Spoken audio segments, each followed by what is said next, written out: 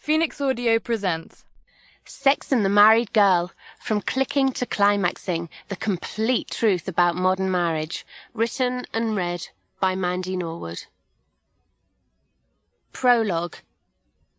My second date with my husband was, for both of us, more memorable than the first. Not because it was joyful and flirtatious and exciting, although it was, but because as we both tucked into our sesame chicken, I suggested that if his intentions were other than fun, he should forget about a relationship with me. I told him I had no desire to get married, nor have children.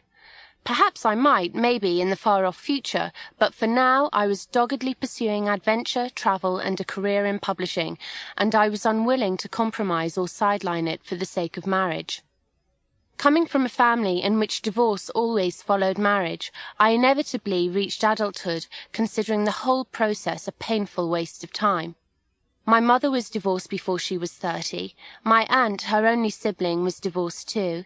Even my grandmother had been divorced, left to bring up 2 babies at a time in the 1940s, when a woman couldn't even obtain a mortgage without her husband's signature. No, marriage was not for me. Too much to do, too much to see, too much to accomplish, too much fun to have, and from what I observed, it was evident my personal agenda and marriage were mutually exclusive.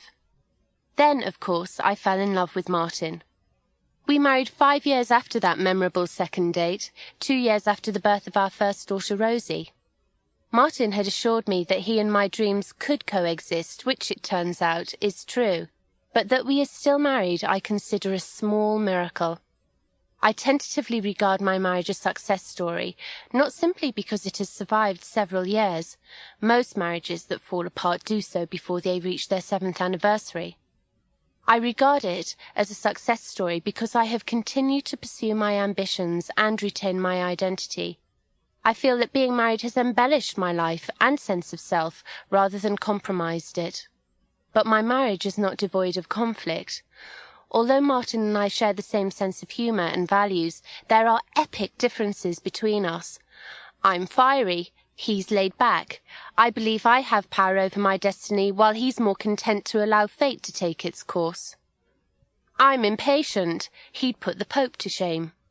What's more, we continually challenge stereotypes. I'm 4 years older than him. I've always been the major breadwinner, sometimes the sole breadwinner, while he put his successful career on hold to look after our children. The ramifications of this have often taken us to the edge of what's tolerable to us both. From the way my career power and presence affects domestic decisions. Sample complete. Ready to continue?